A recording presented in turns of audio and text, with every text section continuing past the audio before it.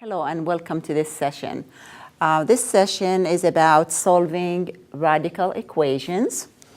And we're going to look at three items here that we're going to discuss. The first one, equations containing one radical expression. And the second item, equations containing more than one radical expression. And then we're going to look at one of the applications here as an example. One thing to remember from your study with radicals that any number that's negative under the radical is not a real number. So when you solve equations, we're looking for real number answers. And that means any number you get for solution if you plug it under the radical. For example, if you got an solution for y, if you plug it under the radical and gives you a negative number, then that y is not a solution. And those solutions are called, those values are called extraneous solutions. So keep in mind that an extraneous solution or extraneous means a value that does not check in the original equation.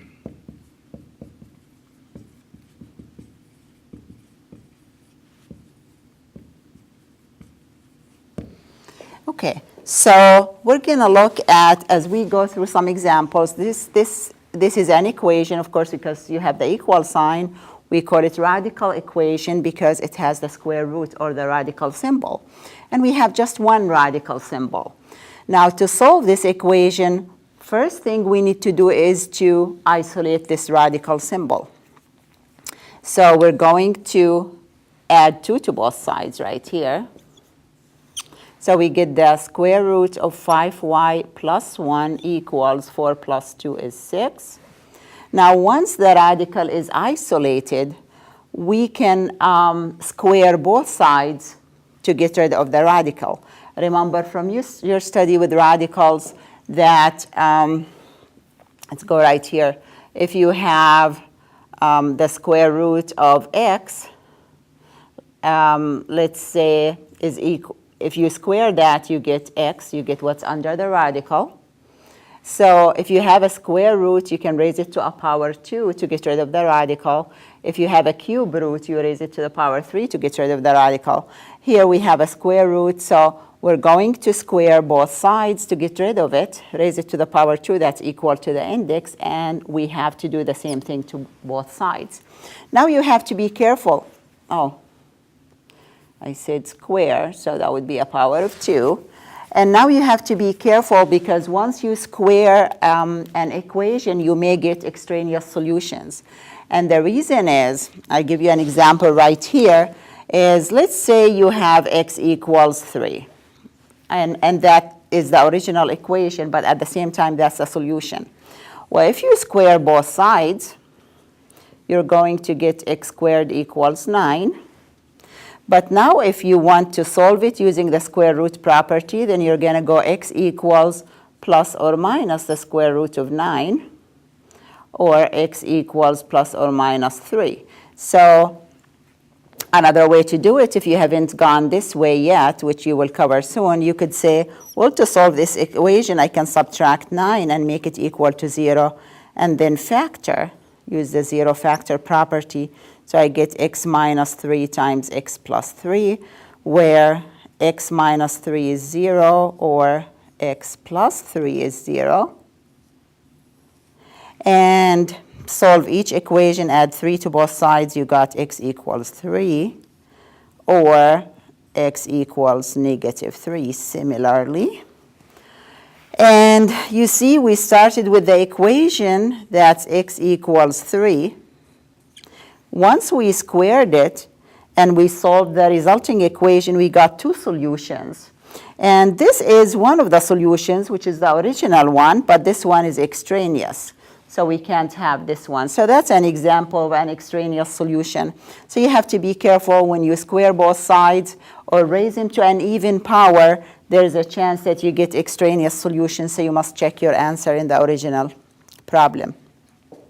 So now I'm going to go back when I find my eraser. Thank you. And solve this equation with one radical. So I'm going to square both sides. When I square this side, I get what's under the radical. When I square 6, I get 36. And now it became a simple equation to solve. To solve this linear equation, I need to isolate the variable part or variable term. So I add -1 to both sides. So that gives me 5y equals 35. And to solve for y, I need to divide both sides by 5. So y equals 7. So I got one solution, but you have to be careful. Always check for extraneous solutions.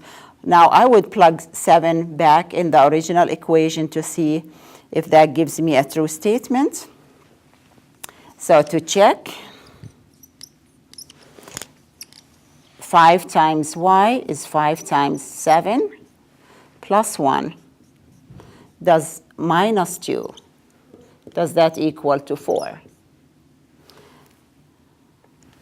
Okay, 5 times 7 is 35 plus 1 is 36. So I have the square root of 36 minus 2. Does that equal to 4? Square root of 36 is 6. 6 minus 2, does that equal to 4? Yes, and that checks. 4 equals to 4. So this checks in the original equation. Now let's go to this second example where we have an equation. It is not probably so obvious that it's a radical equation, but if you know that when you have a rational or fractional exponents, this can be written as a radical, then you can think of this as a radical equation as well. So I can rewrite this as a radical equation, t plus 2 to the power 1/3. Remember that denominator becomes your index, and the numerator is the exponent, and t plus 2 is the base that goes under the radical. So t plus 2 to the power 1/3 can be rewritten as the cube root of t plus 2. Bring down plus 5 equals 3. So in this radical equation, again, I need to isolate the radical. To isolate the radical, I'm going to get rid of 5, subtract 5. That gives me cube root of t plus 2 equals 3 minus 5 is -2. And as you know, if this was a square root, it cannot be equal to a negative number, but a cube root is equal to a negative number. So that makes it a true statement. And now to get rid of the index of 3, what do you do to both sides? Well, you cube both sides because you need to have the power equals to the index to undo that. And we have to do the same thing to the other side of the equation to keep it balanced. So here the power and the index are inverse operations, will undo each other. So what I have is t plus 2 left. -2 to the power 3 is -2 times -2 times -2, and that's -8. And now add -2 to both sides to isolate the variable t. -8 plus -2 is -10. So t is -10. And when you plug in that -10 into the original equation, usually when I have an odd index, I don't worry about extraneous solutions, because for any odd index, I can have a negative answer, but for an even index, I can't. So if you plug in -10 here, so what do you have? -10 plus 2 to the power 1/3 plus 5, does that equal to 3? Well, -10 plus 2 is -8. -8 to the 1/3 is what? Is a 2. -8 to the 1/3 is -2 plus 5 is going to be a 3. So that will check. This has one radical as well, but this is a 4th root. And again, we isolate the radical to solve this equation. We need to get rid of the radical. So first thing is isolate that radical expression.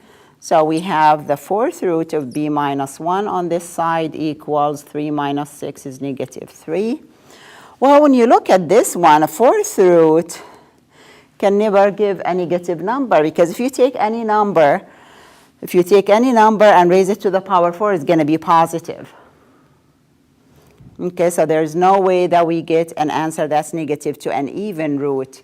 So this is a false statement. And that means there is no real solution.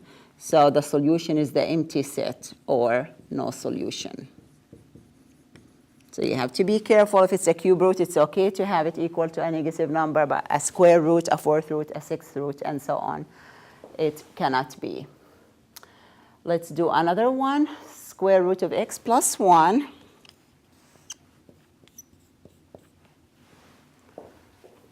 plus 5 equals x.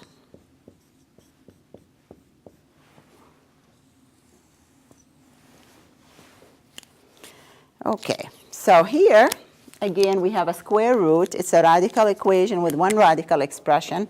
We need to isolate the variable term, so we're going to subtract 5 from both sides. Then this cancels out. Square root of x plus 1 equals x minus 5. And now I need to square both sides. Square this side and square this side. To square this side, I get what's under the radical, which is x plus 1. When I square x minus 5, remember, I need to FOIL. That's the same as x minus 5 times x minus 5. And when you FOIL that, you get x squared negative 5x inside, negative 5x outside, and last times last is plus 25. So that's going to give you x squared minus 10x plus 25. And it's better if you know a shortcut where you expand this binomial, square it. So to square it using a shortcut rather than FOILing, what I do is I take the x and square it. And then I multiply x times negative 5 and double. When I double the negative 5, it's negative 10. So it's going to give me negative 10x. And then I square the last, and it's always positive. So I got that. Then this resulting equation looks like it's a second degree equation. To solve a second degree equation, I need to make it equal to 0 and factor. So I'm going to go here. And to make this equal to 0, let's subtract x and subtract 1 from both sides. So that's going to give me here x squared. So this cancels out. So this side is a 0. And then negative 10x and negative 1x is negative 11x. 25 minus 1 is plus 24. So I got this equation. Now I need to factor. X squared is x times x. 24 is 8 times 3, and they're both negative. By the zero factor property, each factor could be equal to 0. X minus 3 is equal to 0, or x minus 8 is equal to 0. And when you solve this equation, by adding 3 to both sides, you get x equals 3.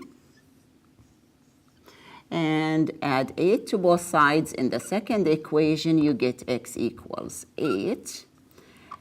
And now we're not going to leave this problem unless we check both solutions into the original equation to make sure that we don't have any extraneous solutions.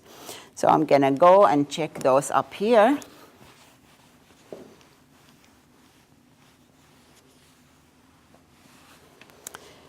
Okay, so my equation is square root of x plus 1 plus 5 equals x. So I'm going to check 3. Square root of 3 plus 1 plus 5 equals 3. And we're not sure. We're kind of checking.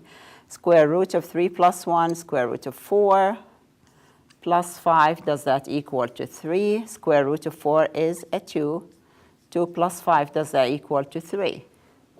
No, 7 does not equal to 3. So 3 is an extraneous solution. So we cross 3 out. That doesn't work in the original equation. Let's check 8. Square root of 8 plus 1 plus 5. Does that equal to 8? So you replace x with 8. Square root of 9 plus 5. Does that equal to 8? Square root of 9 is a 3. 3 plus 5. Does that equal to 8? Yes, 8 equals 8. That checks. So 8 is the solution, the only solution to this equation. Okay, I'm going to move to the second item here, where when we have radical equations to solve, but we have more than one radical expression in the equation. So far, we said if we have one radical, we need to isolate it. And then if we're dealing with a square root, we square both sides. A cube root, we cube both sides, and so on. But what about if we have equations containing more than one radical expression? So let's do this example. If I have the fifth root of 2y minus 1 equals the fifth root of 10y plus 3. Well, if I have this equation, both radicals have a fifth root. So if I raise both sides to the power 5, I can get rid of both radicals. So it's good in a way to have each radical on a different side of the equal sign. So I raise this to the power 5, raise this one to the power 5. Notice that the index and the power undo each other. Then I get only what's under the radical. 2y minus 1 equals 10y plus 3. This is a linear equation, easy to solve. So I'm going to put the variables on one side. Let's subtract 2y from both sides. So I have negative 1 equals 10y minus 2y is 8y plus 3. And then get rid of 3, subtract 3 from both sides. So I have 8y equals negative 4. And divide both sides by 8. So y is negative 4/8 or negative 1/2. And you could plug this back in here. Negative 1/2 times 2 is negative 1 minus 1 is negative 2. So you don't get an extraneous solution when you solve it since the index is even. So it should check. So if we plug it in here, negative 1/2 times 5 is times 10 is negative 5 plus 3 is negative 2. So you're going to get a fifth root of negative 2 in both of them. So you can do that checking yourself.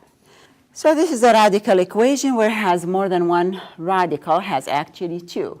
The first thing we have to do is to put one radical on each side. We don't want to have 2 radicals on one side, because if you do have 2 radicals on one side, imagine yourself squaring both sides, if that's what you want to do.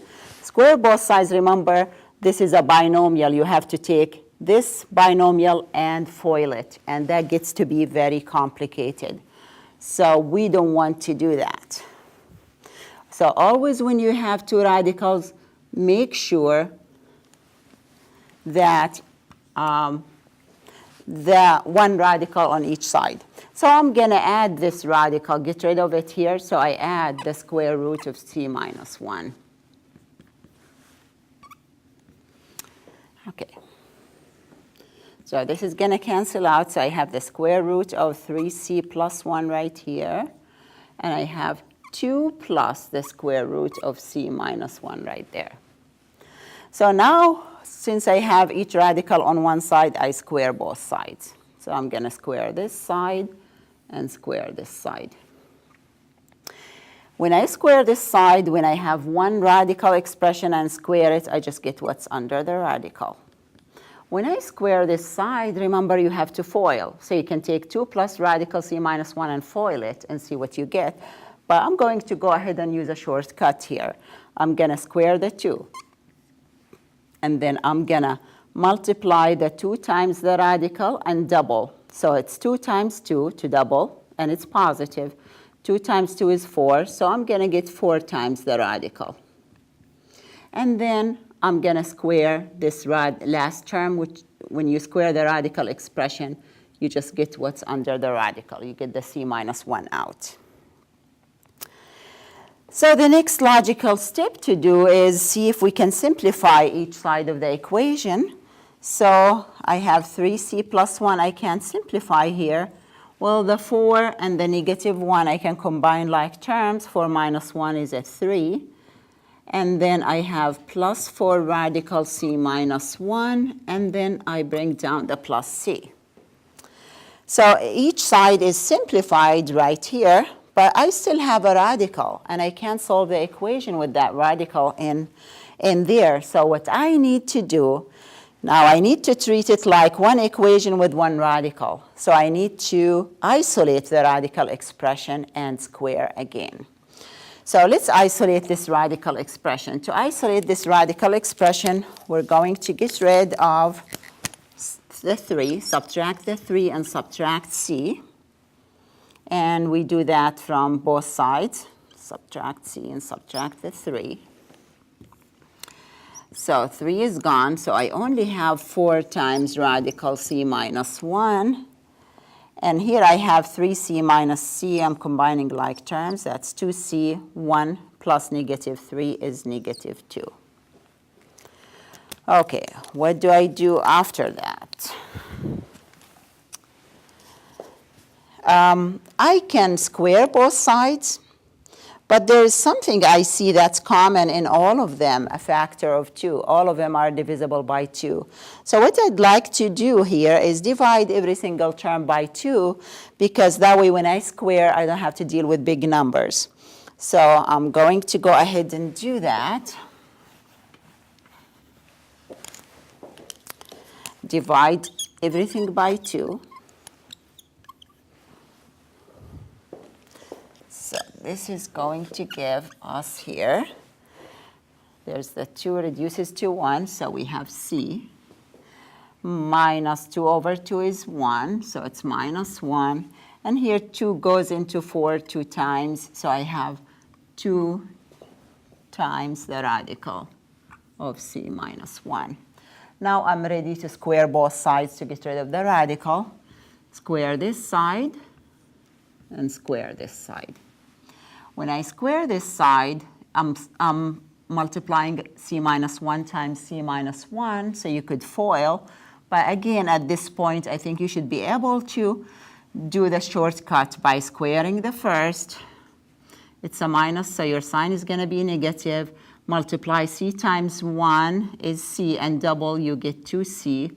And then square the 1. It's always positive. When you square this radical expression, of course, you're going to square the 2. You get 4. And you're going to square the radical, which is going to give you just what's under the radical, c minus 1. Be careful that you need to put c minus 1 inside parentheses since it's multiplied by 4, so you can distribute. What's the logical next step to do here? So I have an equation, has no radicals, has parentheses. So maybe I need to clear parentheses to simplify by using the distributive property. So I'm bringing c squared minus 2c plus 1 down. 4 times c is 4c. 4 times negative 1 is negative 4.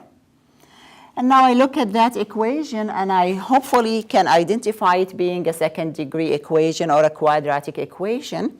And to solve quadratic equations, the method that we have used so far is putting everything on one side and factoring.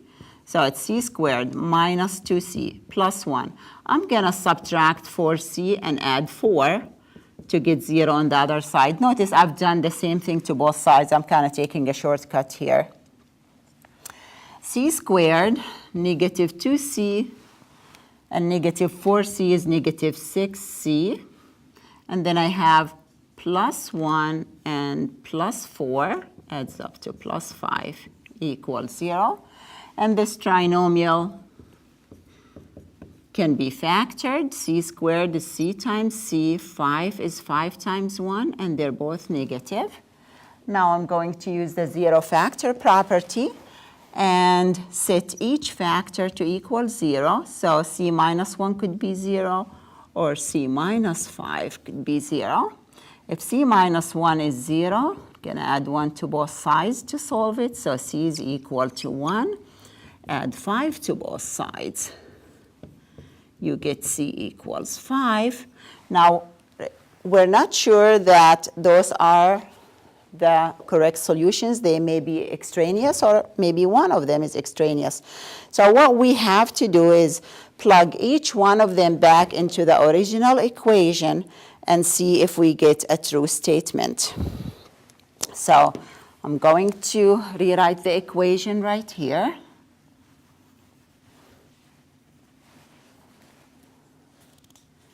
So the original equation was the square root of 3c plus 1 minus the square root of c minus 1 equals 2.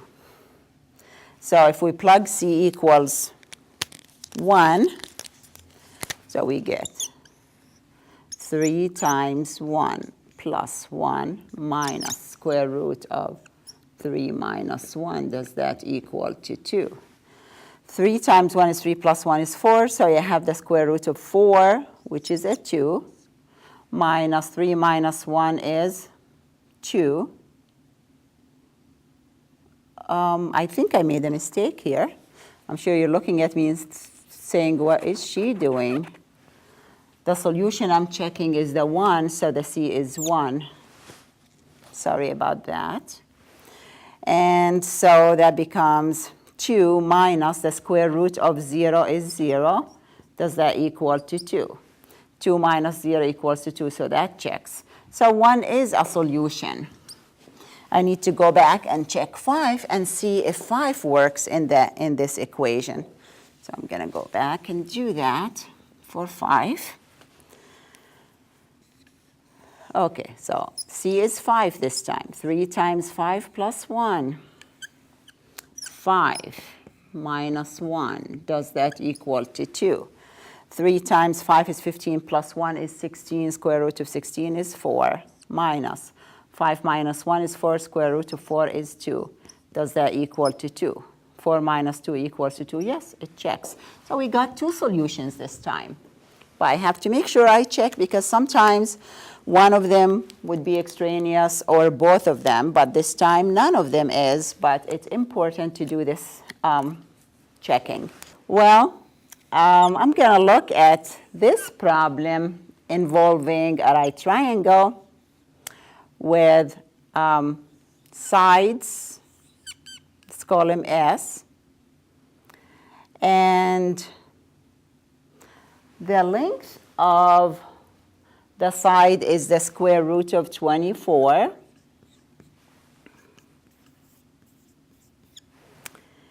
And we want to find the hypotenuse. Let's call it C. So if we use Pythagorean theorem, since this is a right triangle, we can say the square root of 24 squared equals plus, I'm still making mistakes, plus the square root of 24 squared equals c squared. And when you square the square root, you get what's under the radical. So 24 plus 24 equals c squared. 24 plus 24 is 48 equals c squared. And then I'm going to take c to be the square root of 48. And I know I could get, since it's a second degree equation, a positive and a negative answer. I'm going to ignore the negative answer since I'm dealing with lengths of the side. And so c equals the square root of 48, which we can simplify. The square root of 48 is 16 times 3. Square root of 16 is a 4, so I can pull a 4 out. Radical 3. So C is equal to 4 radical 3. So examples like this, dealing with radicals, squaring both sides, solving, making sure that your answer is reasonable, and making sure that you check if you ignore the negative answers, if you have any negative answers. Thank you.